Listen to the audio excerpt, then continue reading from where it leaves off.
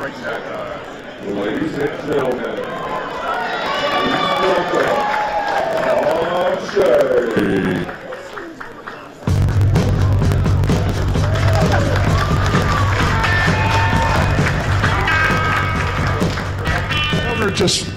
The governor just arrived with his entourage. So, first of all, I would like to thank you all for being brave enough to be a part of an election. So, brothers and sisters of Greenville, I spent 23 years in the SEAL teams. I fought in several wars. In one of those wars, I got the privilege of fighting with Ron. And I'd like to have him share with you and with all of us what is next for the United States. I think war is the greatest teacher. It teaches you to face the enemy and not run. It also teaches you to fight towards each other, which is a rare element of the United States, is that we fight for and towards each other. It teaches you and humbles you in ways that you cannot imagine. I learned to never give up, and I think, and I know, Ron learned to never back down. So that being said, as we begin, I would like to introduce Thomas Massie.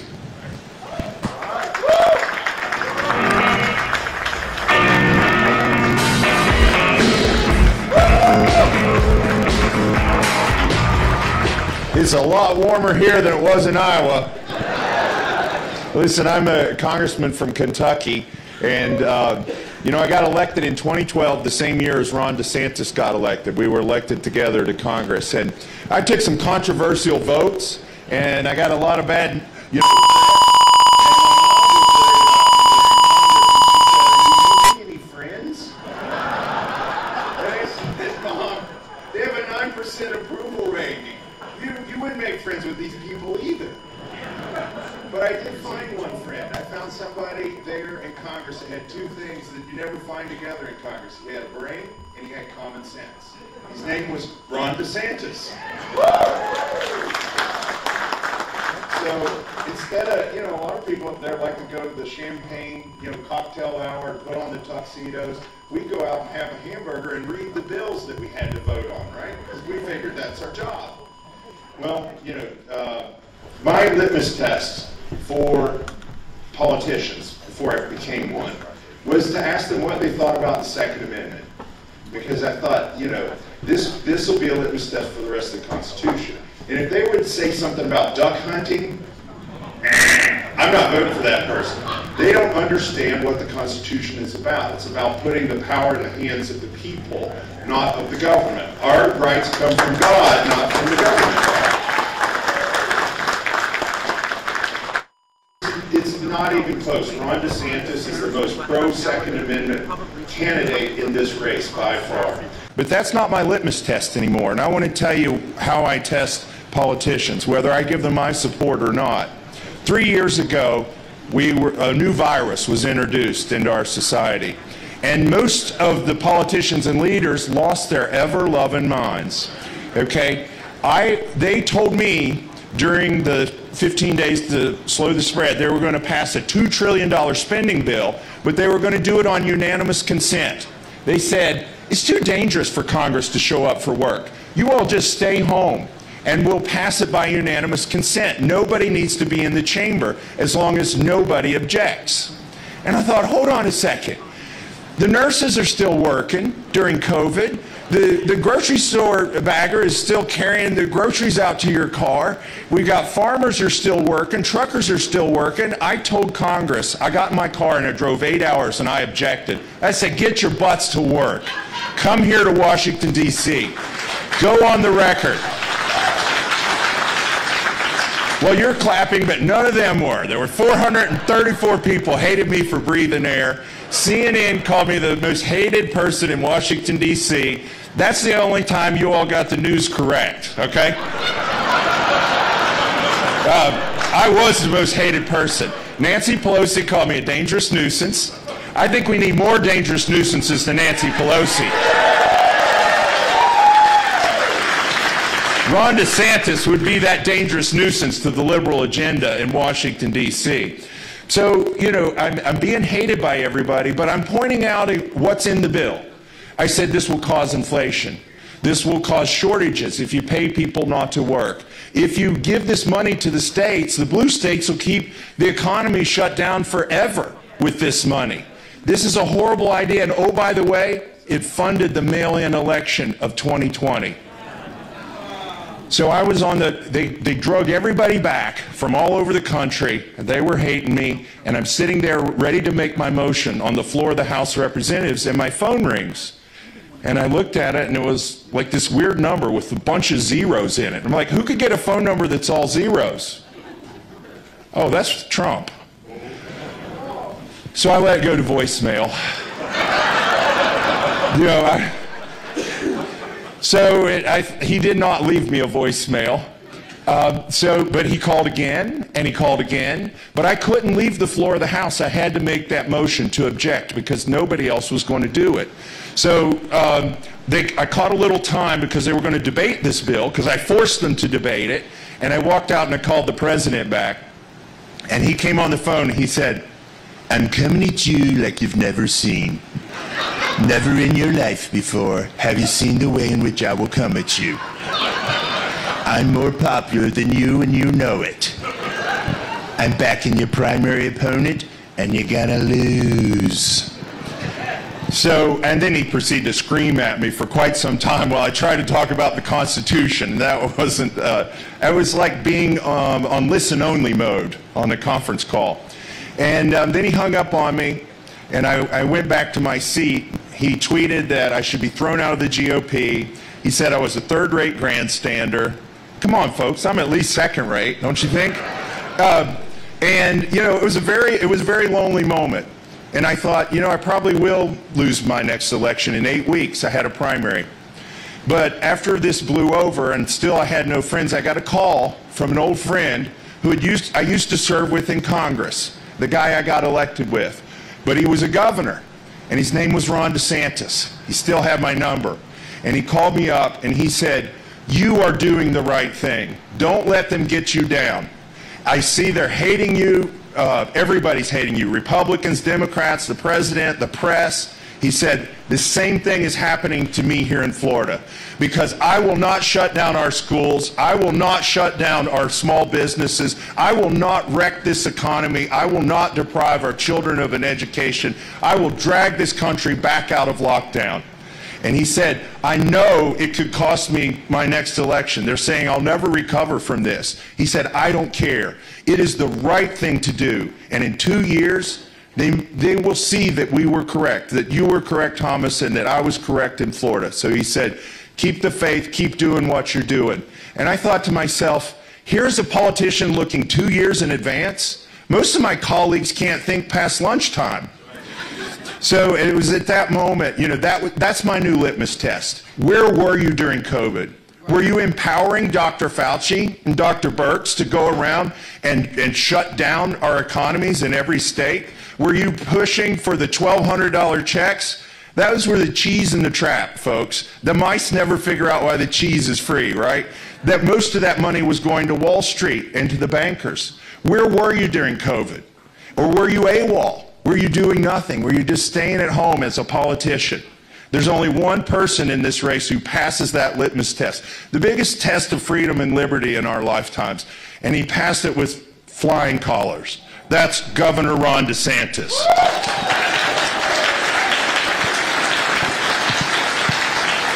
It's my honor now to introduce another guy with a brain and with common sense in Washington, D.C.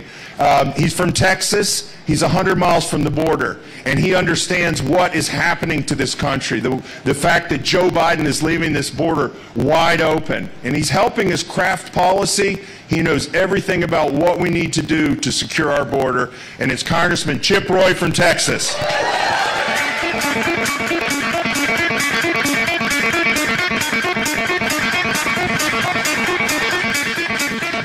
Wait, morning or afternoon? Where are we now? It's good after. Well, good morning, South Carolina. It is great to be here. How are y'all? Man, this is a great crowd. It is great to see you here, and it is great to be in South Carolina. With all due respect to Iowa, it is nice to be not in the frozen tundra and to be back down here. My family's jealous. We spend a lot of time in South Carolina. We go down to Beaufort. We go down to Hilton Head, in that part of the country, quite a bit. And as a University of Virginia graduate, I will neither confirm nor deny any of my misspent youth coming down to Clemson or making road trips down to this part of the country. But a lot of live music at the old Handlebar, which I think now is different and has shifted gears. But so I've spent a lot of time in South Carolina. It is a wonderful state. And I am so honored to be traveling around with Governor Ron DeSantis and my friend Thomas Massie for the reasons that you guys are here right now, which is we want to save this country for our kids and grandkids. We all know what's at stake. We all know that we want to make sure that our children can actually inherit their birthright as Americans and live in a free country under the Constitution. And that is what we believe right now is at stake, not just because of the current occupant in the White House, but because we have a very broken system and a very broken, frankly, Republican Party. We need leaders again. We need leadership that will carry this country forward. You know, I was campaigning with my son and daughter, Charlie and Virginia. They went with me to Iowa. My son's 14, my daughter's 12. And they wanted to be with us in Iowa this last weekend. They had a 4-H show that they had to do on Friday. They had to show their goats. Well, my son won. He won first. He won best showmanship. And they had a great time, but they weren't able to be on the trail. But they were calling me over the weekend and checking in and asking how it was going. They're following it very closely. And I got to be honest, you know, I look across this, the reason that I'm out here supporting Governor Ron DeSantis is because I'm not sure that when we get to, in 2 years from now, 2026, when our country celebrates its 250th birthday, I'm not sure that I can tell them that they're living free. That's what's at stake, ladies and gentlemen. That's what's at stake. When you look at Congress right now, I mean, Thomas and I are beating our head against a brick wall in Washington. We've got friends and colleagues from South Carolina that we work with closely, guys like Ralph Norman and Jeff Duncan on in the Freedom Caucus with me and some others down here. But we're beating our head against the wall in Washington. Let me ask you a question, just a little litmus test here. How many of you think that we should keep spending money at the levels Nancy Pelosi spent last year?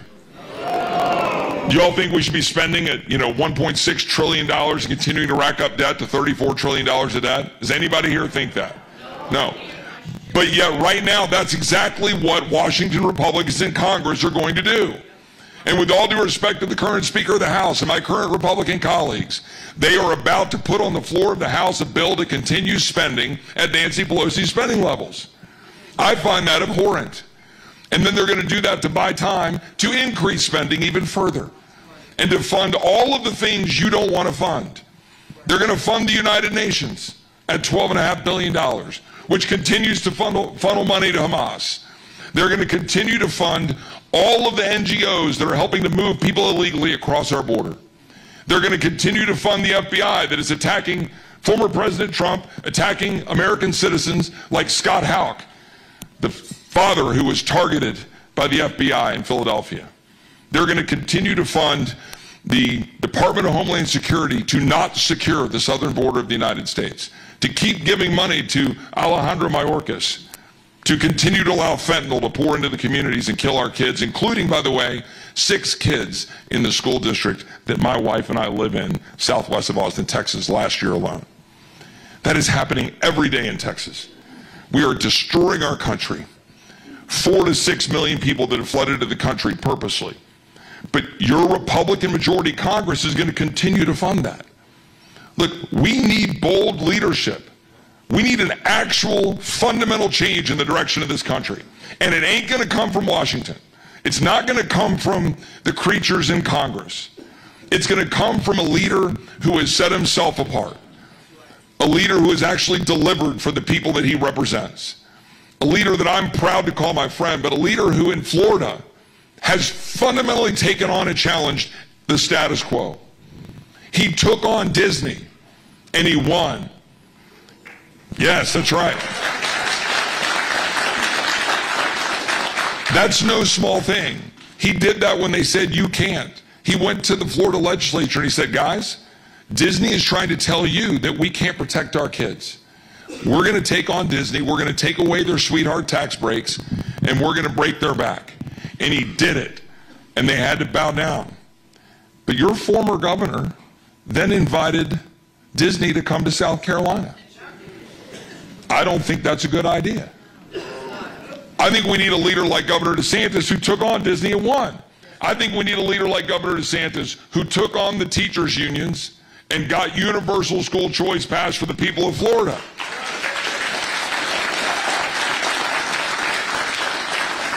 I think we need a leader like Governor DeSantis who took on the George Soros prosecutors, removed them, and proved that you can actually get the rule of law back by getting rid of these leftist prosecutors.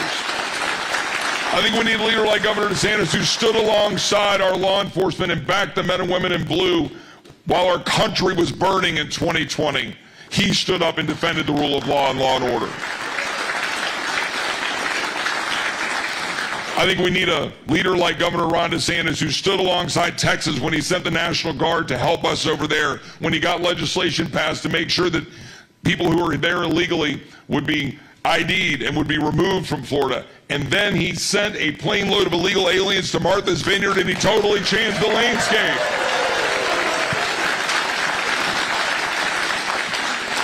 But what's important about that is he did it when all of the naysayers, all of the ruling class said you can't do that or you'll lose Hispanic voters.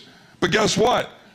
Ron DeSantis won 62% of Hispanic voters in Florida en route to winning by a landslide 1.5 million votes in so-called purple Florida.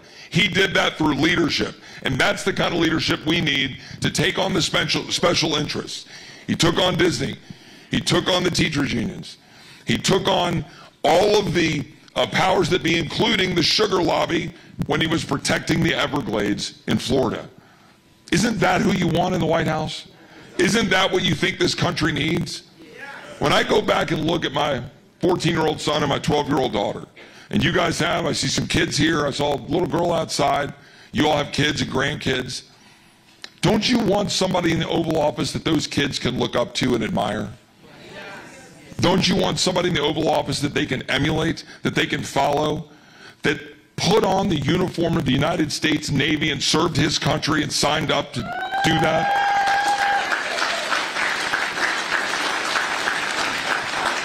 I know I do. I am extremely proud, and I mean this. We work in a cynical business in politics, okay? We're part of fights in D.C., a very broken Washington, a Republican Congress that's not getting the job done, and for too long we've been being promised that we were going to do something, and we haven't. There's a reason that since I graduated high school in 1990, Republicans have only won the popular vote for president one time. Let that sink in for a minute. How are you going to win minds and hearts of the next generation of Americans if you can't win an overwhelming popular vote because you're taking a vision to the American people, selling that vision, executing on that vision, and getting them to want to rally behind you? All of us remember President Ronald Reagan and what he did for this country, or at least most of us. There's a few young folks that may not remember President Reagan. But for those of us, by the way, who grew up in the 1980s, as my 81-year-old father joked recently, he said, I'd rather have someone, President of the United States, who grew up in the 80s instead of being in his 80s. And I actually think that matters. I want someone who can lead. I want someone we can follow. I want someone who wore the uniform. I want somebody who's gotten the job done. I want somebody who can win. I want somebody who won by 1.5 million votes, so you're not having to count every single vote. You know you're going to win by a landslide with a majority in the House and a majority in the Senate. That is why I want Governor Ron DeSantis to be the next president of the United States, and I give you Governor Ron DeSantis.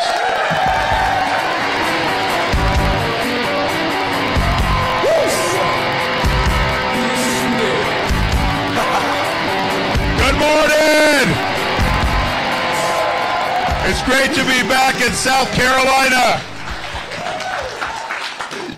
Coming from Iowa, believe me, this weather is balmy. We were negative temperatures through the weekend and into the caucus night. And, you know, they threw everything but the kitchen sink at me during this process. They've spent almost $50 million against me. That's more than has been spent against Biden and Trump combined. The media nonstop. And all they were trying to do is knock me out. And, you know, Nikki Haley said only the top two from Iowa, you know, go on to be viable. Well, guess what? We punched our ticket out of Iowa yesterday. I'll tell you, you know, this whole process is fun because, you know, we have young kids, first grade, kindergarten, pre-K3, and as of a month ago, my kids had never even seen snow. They're Florida born and bred. And so they saw their first snow and they were throwing snowballs. They really had fun with that. But, you know, it was probably at that time, you know, about 20, 26, 28 degrees. And I asked the kids, I was like, you guys like the snow? They're like, oh, we love the snow. I'm like, do you like the snow better than the beach? And they're like, yes, we like the snow better than the beach. I'm like, so you don't want to live in Florida anymore? They're like, no, we want the snow in Florida. I'm like, it doesn't work that way, kids. You got to choose north or south. And so they're like, well, we really like the snow. Well, fast forward to this past weekend, it was, I mean, the frozen tundra descended. I mean, it was negative wind chills of 20 to 30 degrees, a lot of snow on the ground. And so my kids are out there and, you know, they're throwing snowballs at me, whatever. But then within like 2 minutes, they're just like, Daddy, it is too cold. We got to go inside. And I'm like, so you're saying that you would rather live in Florida than live in the north? And they're like, oh yeah, we love Florida. We want to do Florida. So, you know, it's interesting because there's very few Floridians that go north in January. Mostly it's the other way around. But we were able to do that. We were able to trudge through, and we were able to, you know, to beat back a lot of opposition there. And this process is interesting. I mean, you do events like this, and I'm happy to open it up for questions here in a minute. My wife was in Iowa knocking on people's doors. There's just a whole host to go. You do town hall meetings that can be televised. I'm actually going to do one tonight on CNN, believe it or not, in New Hampshire, and we're going to do that so you all can watch that at 9 o'clock if you're interested. And then we do these debates occasionally. And I even did a debate on Fox with Sean Hannity against Gavin Newsom, the governor of California. And, you know, Sean had, you know, Newsom, he like really, you know, hates Florida and doesn't like me. And he just like incessantly would come after us. For years they'd be doing this. And it was kind of odd. And so Sean, we did an interview with him this summer. He's like, well, why don't you debate him if you're so concerned? And he's like, give me 24 hours notice, I'll be there. So then Sean asked me, would you do it? I'm like, yeah, I'll do it. And I was like pulling teeth to get him to debate, but we finally got it done.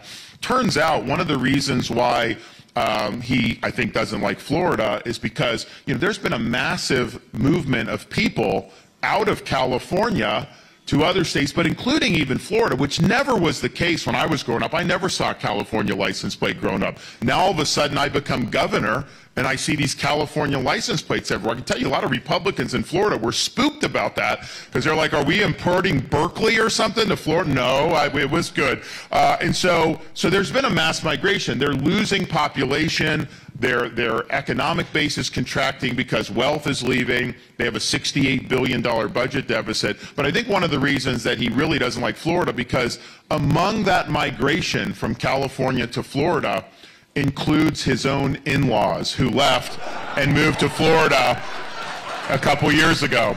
So I get it. Anyway, so we do the debate, and part of the reason I wanted to do it is because, look, Biden may not be the nominee for them. I mean, look, it's sad to say, you know, but the guy is 6 fries short of a Happy Meal. That's just the truth, okay? Let's just be honest. He cannot do this job, and I think people see that. So I do think there's a movement to maybe have somebody else. And so I wanted to do, because, you know, Newsom was somebody that was kind of one of their rising stars. Now, after this debate, maybe not so much anymore, but at the time he was. So that was that. So I was like, I want to do that because I want to show the American people, particularly Republicans, that we've got to have our best guy out there who's going to be able to handle all comers, whether it's Newsom, Harris, any of these other people. You got to do that. The other reason why I wanted to do that is because at that time the field was starting to narrow on the Republican side. Donald Trump basically refuses to debate. So, you have people like, you had me, you had just like two others. And so by debating Gavin Newsom, I needed practice debating somebody who's almost as liberal as Nikki Haley. And so we were able to do that, and we had a lot of good stuff. So, it's, I just think about, like Haley, look, she was governor here for 6 years. Can you name major achievements under her tenure? Tell me if there are, because she hasn't been able to do it. She goes around and says that she's a champion for school choice. Did they do school choice when she was governor here? No. In Florida, and as a result of her not doing school choice, when she left office, U.S. News and World Report ranked South Carolina 50th out of 50 states in education. We did universal school choice in Florida. I did the largest expansion of school choice in the history of the United States, and now U.S. News and World Report ranks Florida #1 in education. And so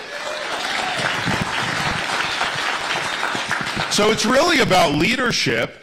And it's about being willing to stand up to teachers' unions, being able to stand up to the left and the Democrats and deliver big victories. She obviously wasn't able to do that. But that's part of, if you look at where we are as a country, we're going, and we've been in a state of decline, I think, for many years across all these institutions. Our culture, our education system, our economy. How many people have I met throughout the campaign who are working hard, doing everything right, and are falling further behind? I met so many young families, they can't afford to buy a new home because of the interest rates. And so the American dream has slipped away from people. You look at our cities and how they've crumbled with crime and drug use and homelessness. It's absolutely tragic to see what's happening. You look at a country that can't even control its own borders, having 8 million people illegally pour into this country just in the last 3 years. So we see what's going on. And the question is, what kind of a leader are we going to put up to be able to deal with this on the Republican side? Because I can tell you this, if we put somebody up who's either incapable or unwilling to address this, we're going to continue to go on this trajectory. I have no interest in facilitating the managed decline of this country. I want to reverse the decline of this country. I want to put us on a new path, and we need a new birth of freedom. And I'm the only one running. If you look in Florida, most people run for office, they overpromise and underdeliver. I think that's pretty much par for the course. I made bold promises. I made a lot of bold promises. Not only did I not underdeliver, I met all those promises and I over-delivered on my promises. Isn't that what you would want out of a leader, to somebody that's actually delivering results? And I think that that's important. I think when I'm telling you, and I'm going to take questions on issues, and I'll highlight a few, but I'm telling you on these things, whether it's the border, whether it's crime, whether it's the budget, all this stuff, I'm not just saying that idly. I intend to follow through. I intend to do it. And that's important because, Donald Trump ran in 2016 on building the wall, having Mexico pay for it. You obviously didn't do that. Draining the swamp. Didn't do that, holding Hillary accountable, eliminating the debt. They added a lot of debt and whatnot. And you look at something like birthright citizenship. This idea that if you come across the border illegally and you have a kid that's somehow a baby, that's a citizen. That was not what the Constitution intended. Donald Trump in 2016 promised he would sign an executive order basically saying you can't have birthright citizenship for illegal aliens. And all he had to do is sign his name. So he had 4 years to do it. Just sit down at that desk, pick out that pen, let her rip, and you do it. And he didn't do it over a 4-year period, which is bad because, look, if he promised something, you should deliver on it. But I think what's worse is he's now running in 24 saying the exact same thing, that if he can get elected again, he's going to sign an executive order for birthright citizenship. Well, look, fool me once, shame on you, but fool me twice, shame on me. He had a chance to do it, he didn't do it. So that's not how I roll. If I tell you I'm going to do that, I will absolutely do it. I will have a checklist, we will go, and we will knock it out. So you need somebody that is going to hold and do what they said they're going to do. The other thing you need is, look at all the problems in our country. Where is that coming from? It's coming from these people on the far left. and all these different, in our education system, with the economy, with the border, all these things. I'm the only one running for president who has taken on and defeated the left time and time and time again in Florida. We defeated the teachers' unions by keeping schools open during COVID, doing universal school choice, and even now we give teachers paycheck protection so they can't do automatic union dues deductions, and many of them now have their paychecks intact as a result. And some unions are being decertified because there's not enough teachers that want to sign up. We beat Fauci on COVID. We were not going to allow the state of Florida to descend into a Faucian dystopia where your rights were curtailed and your freedoms were destroyed. And I can tell you this, I had to go against a lot of opposition from the media, from the left, but also from the Trump administration and Fauci himself at the time. And as they plunged the country into lockdown in the spring of 2020, and Thomas fought that, Florida, we were really the leaders in dragging this country out of lockdown. And if it wasn't for Florida standing strong during there, who knows what would have ended up happening and what would have ended up unfolding. And I was under a lot of pressure then because I was taking a lot of incoming, that what I was doing was not popular. The media was hitting me. People said your popularity ratings are going down. You got to reverse course. But you know what? A leader cares more about protecting the freedoms and the jobs of the people he represents than he does about protecting his own political hide. That's the type of person you deserve to be looking out for you. So we did that. And we beat Fauci. And oh, by the way, if I had been president during COVID, I would have brought Fauci into the Oval Office. I would have sat him down in front of the Resolute desk, and I would have said these words: Anthony, you're fired.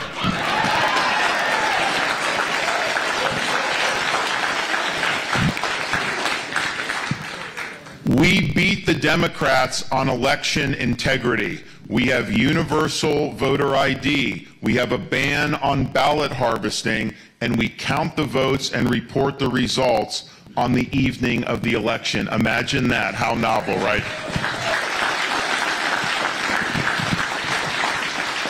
We beat George Soros on crime. We had 2 radical prosecutors who were not enforcing the law and not satisfying their oath of office. I removed both of them from their posts. We protected people in our state.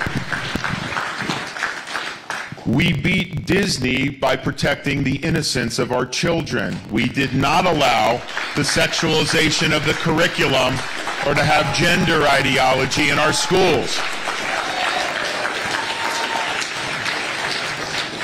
And we beat the left by banning China from purchasing land in the state of Florida. No farmland, no land near military base. You know, I didn't realize until this campaign, I mean, because I've said, what is Haley's accomplishment as governor? I mean, the number one thing she seemed to do was to bring China into the state of South Carolina. Massive amounts of CCP money coming into here during her governorship, and now she's singing a much different tune. Just admit what you did. You're on tape saying all this stuff. I don't know why you're trying to do, but it's different for how we handled Florida. I don't want the CCP in the state of Florida. I don't want them in our universities, and that's why we eliminated these Confucius institutes, which they had put in. So we stood up and we've protected the people of Florida, and we fought the left and, quite frankly, some of these establishment Republicans by doing that. So we need somebody that, of course, win the election, and Chip mentioned in Florida, there's no one running for president that's got a better election track record than me. We took a state that had been a 1-point state that people were saying was going to be a Democrat state just 5 or 6 years ago, and we turned it into a 20-point victory, winning by 1.5 million votes, winning in urban areas, suburban areas, rural.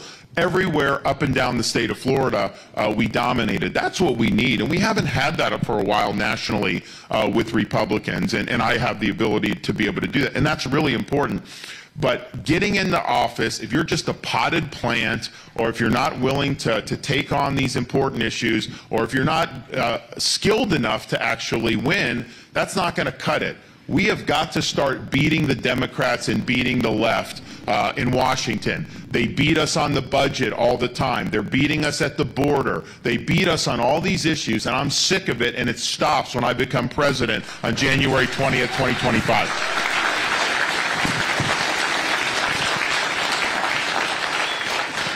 And so we've got a lot to do, and I'm happy to discuss these issues with you here in a moment. But let me just say this. The reason I'm running for president is because I think that I have a responsibility, and I owe a debt of gratitude to people that have sacrificed for us throughout our country's history. And I'm mindful of the fact that freedom is fragile. Freedom is something that is not passed along in our bloodstream, as Ronald Reagan said. It's something that needs to be cultivated. It needs to be fought for. When Benjamin Franklin walked out of the Constitutional Convention in 1787, so they understood it fell to this country to determine, can people govern themselves? Can you have a society based on the idea that our rights are endowed by God, not by the government? That we live under a rule of law, not the whim of individual rulers? Or was mankind forever destined to live under various forms of despotism? And they fully expected this country, the American people, would ultimately decide that question. Now, I'm mindful of that sometimes it requires enormous sacrifice. Sometimes you got to put on a uniform. Sometimes you got to risk your life. Sometimes you even have to give your life and give that last full measure of devotion for service to this country. That's why we're here, because people have done that throughout our history. Now, in this political season, we're not called upon to make a sacrifice of that nature, but what we are called upon to do is to do justice to those sacrifices. What we are called upon to do is to preserve what George Washington called the sacred fire of liberty. This is the fire that burned in Independence Hall in 1776 when 56 men signed the Declaration of Independence, pledging their lives, their fortunes, and their sacred honor to establish a new nation conceived in liberty.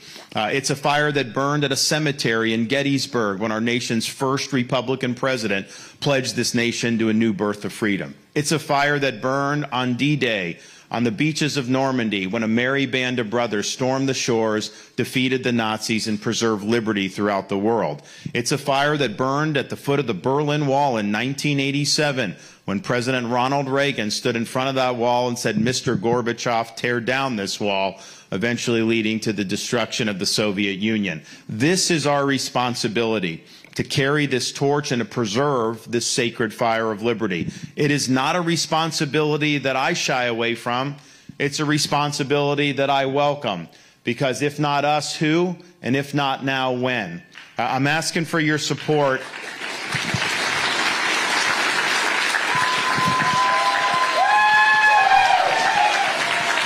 I'm asking for your support next month when South Carolina votes. I can promise you this, as the nominee, we'll sweep to victory just like we did in Florida, and it'll be a big night. As a leader, I'll always conduct myself in a way that you can be proud of, and as your president, I promise you, I will get the job done, I will make no excuses, and I will not let you down. Thank you all. God bless. Happy to take some questions.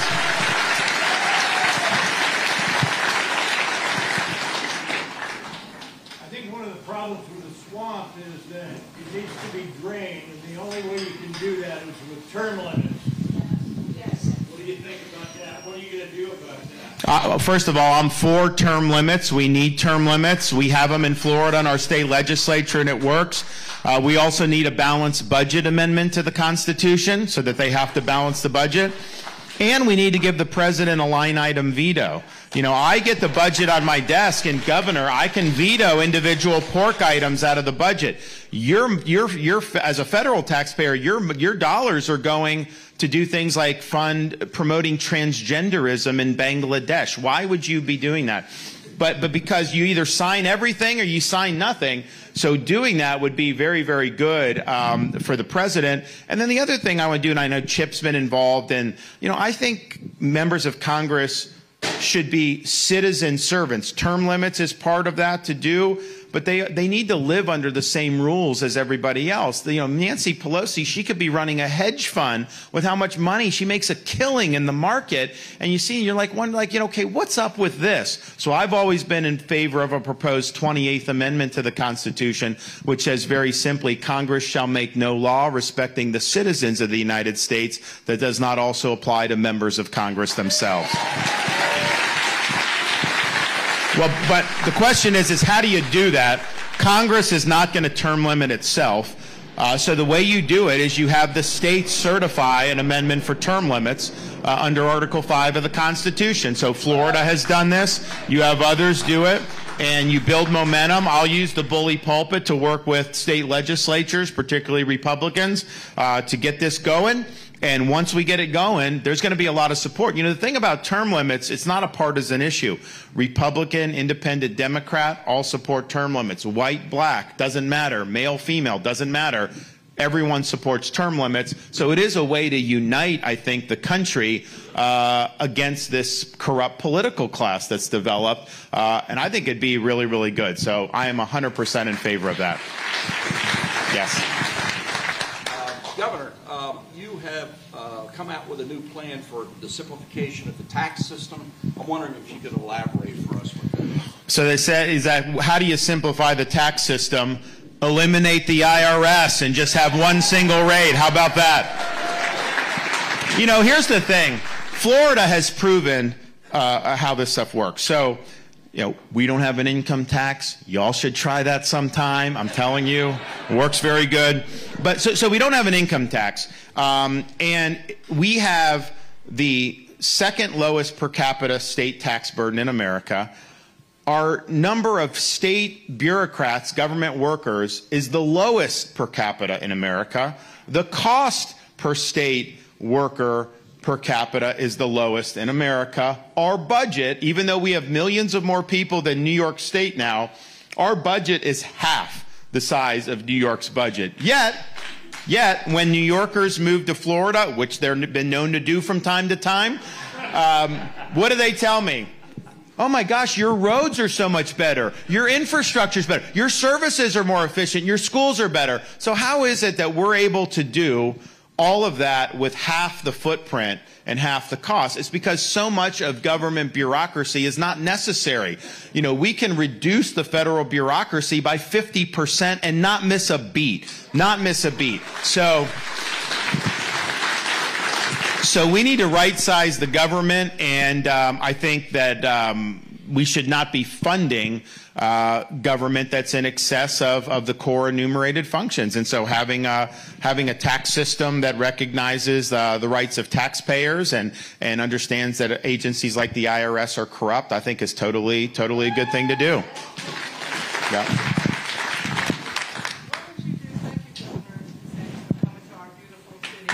Yeah. Yeah. What would you do if your staff, the federal government, walked off the job like they did this morning in protest? You're fired. Yeah, but I think it raises an issue. So personnel is important and accountability is important, especially within the executive branch and now this fourth branch of government, which was not sanctioned by the Constitution, this administrative state, which we're gonna bring back inside constitutional accountability.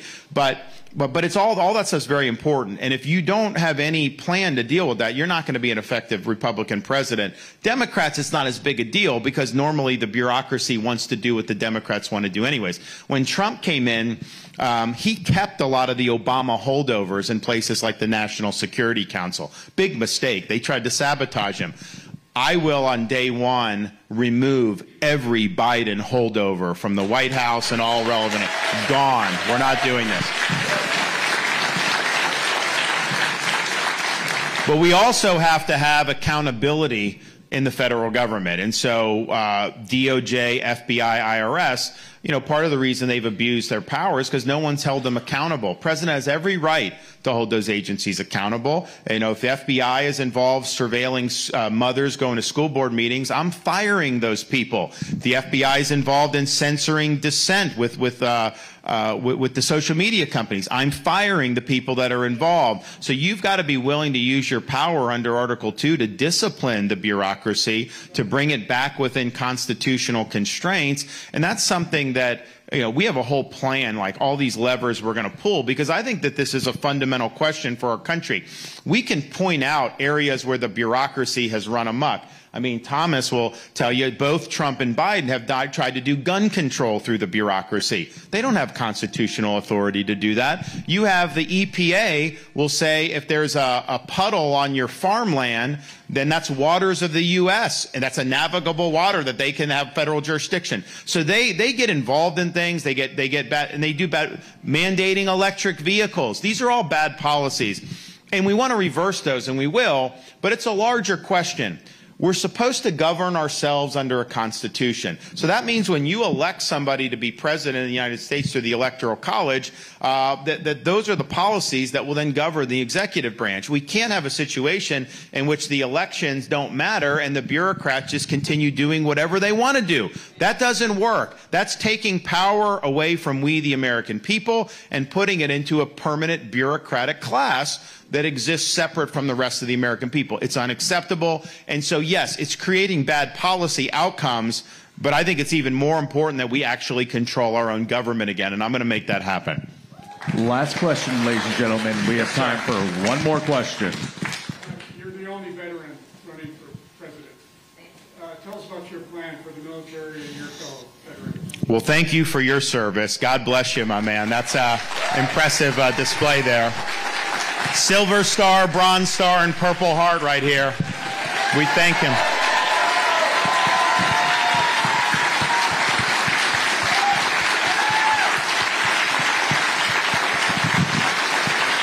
God bless you. So, a couple of things. One, just, you know, I am the only veteran running. I'd be the first president since 1988, elected since 1988, who served in a foreign war. And used to be almost every president had served through most of our history. And I think it would be good to have a vet back. Part of it, I mean, veterans issues are important to me. I'll make that a priority. Part of it is just, you know, the fact that I volunteered to serve when I had a lot of other opportunities after 9/11.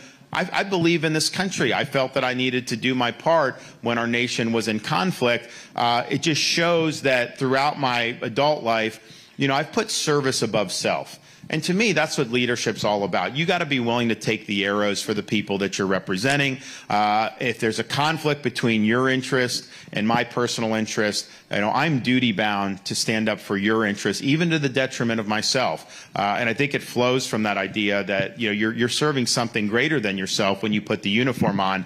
Now, I look now, and I have veterans come up to me saying they would not want their kids or grandkids to join the military today because of what's going on there. And that's a tragedy, but that's a widespread feeling that I hear all across the country.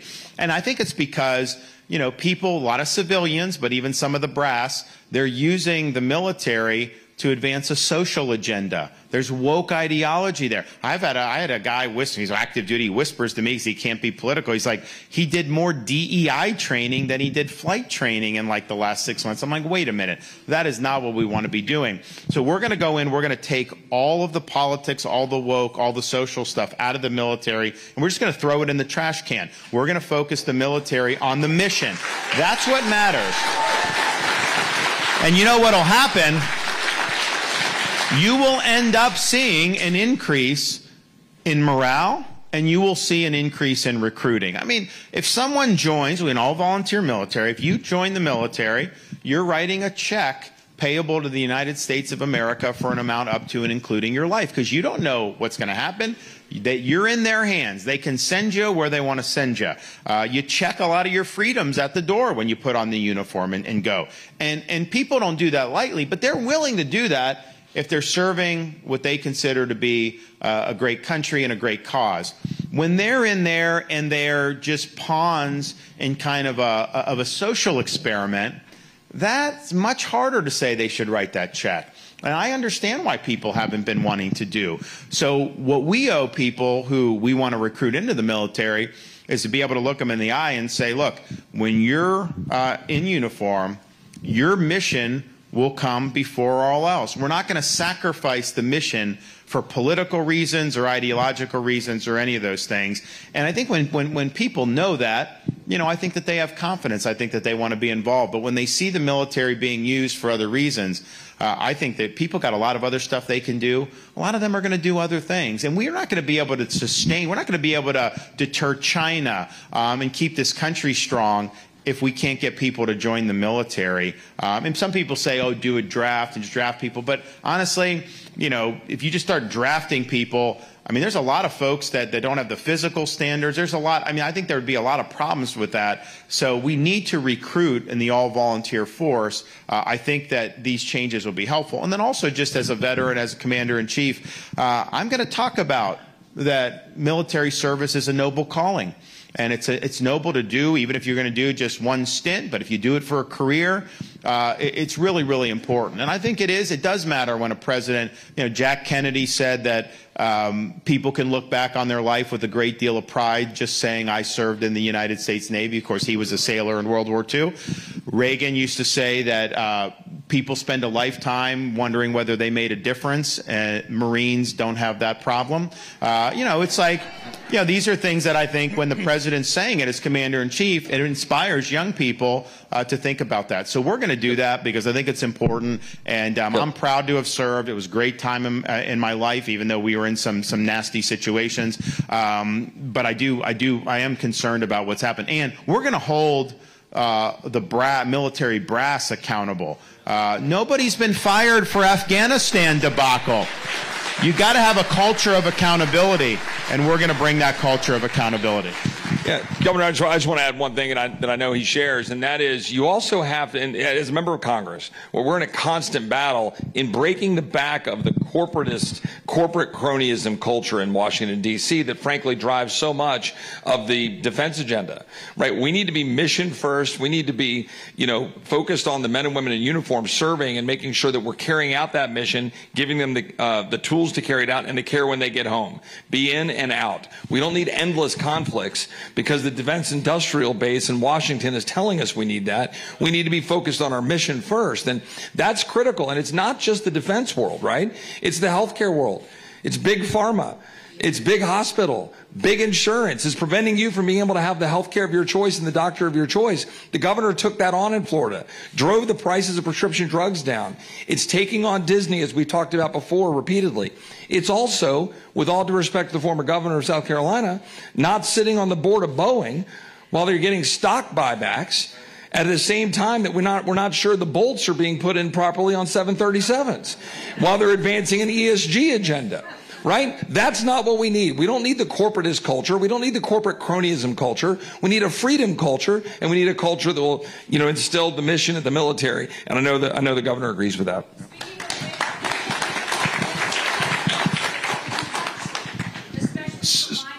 So I think one of the things that we've put forward a plan with is specifically with veterans' mental health, because I think that clearly is something federal government has strong responsibility for. We see the suicide rate amongst veterans, and this is just something. When I was serving, when I was in Iraq, for example, this was 2007, so 9/11, and then Iraq was, I think, a couple years after that. But so you had constant deployments. You had people that had no draft, of course, so a very small number of people shouldered this burden over and over again.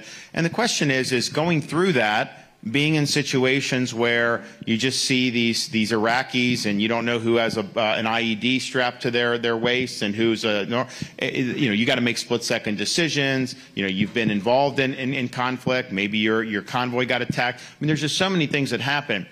It's natural that you're going to have invisible wounds from that when you come home. And we're good at seeing the physical wounds, but things like post-traumatic stress have not been handled well. I noticed how the VA would basically just give the veterans the pharmaceuticals. It was all just about pharmaceutical intervention. And that did not work for most of these veterans. And so what are you going to do? You got to find other approaches. Now, the VA is a bureaucracy. The VA is very slow moving. I remember when I left active duty, I get a packet of veterans. I couldn't understand it. It was such bureaucracy. So people go into the VA and they a lot of times have suboptimal outcomes. Now, I'm going to fire VA bureaucrats who aren't serving the veterans well. We're going to bring accountability. But I also am just realistic about what a big bureaucracy can actually accomplish. I don't think a big bureaucracy can finally solve any of these issues we talk about, but with the veterans. So what are we going to do? We're going to take an approach that we did in Florida that actually my wife spearheaded, starting with our welfare program. So we've now expanded to elder affairs as well as veterans. You go into the VA, they have certain resources or lack of resources, certain responsiveness or not. But you know what? This country has a lot of resources at its disposal to help veterans. There are mental health clinics that are available that are not run by the VA. There's charities. There's veterans groups. Businesses will want to help. Individuals. So we have something called a portal, care portal, that churches can be involved, veterans groups, charities, businesses, individuals, you name it. So you come in as a vet, have post-traumatic stress, maybe the VA can help you, but as soon as you go in, that goes out to all those other entities. So some of them respond very quickly. So Florida, we have a group that trains service dogs to help veterans cope with post-traumatic stress. And you know what? Suicide rate is very low once that happens. Maybe it's something as easy as someone in the neighborhood that's agreed to be a volunteer gets a notice that a vet's having a hard time. Maybe they just go show up at his door, knock, say, hey, I just want to see how you're doing. Can I take you to lunch? I just want you to know I care about you. That could be enough to save a suicide right there. So we just got to think a little bit bigger. We cannot be captive to the bureaucracies, and government's role is ultimately they're not going to be able to solve all these problems. Sometimes they create problems, but government can serve as a conduit to all these great resources that we have. And a lot of veterans don't even know these resources are out there. So we're going to overhaul that. I think it's going to have huge, huge benefits for veterans' mental health, but also for so many of these other things. All right, thank you all. God bless.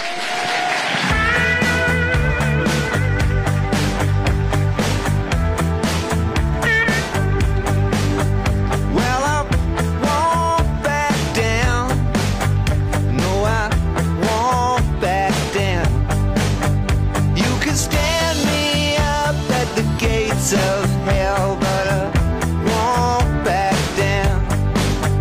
No, I'll stand my ground, won't be turned around, and I'll keep this world from dragging me down. Gonna stand my ground, and I won't back down.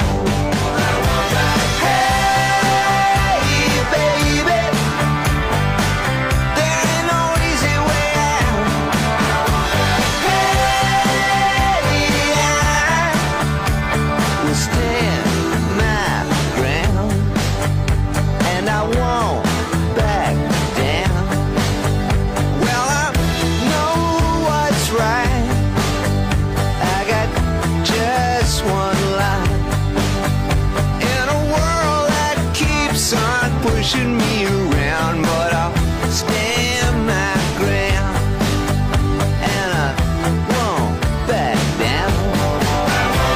Hey, baby, there ain't no easy way out.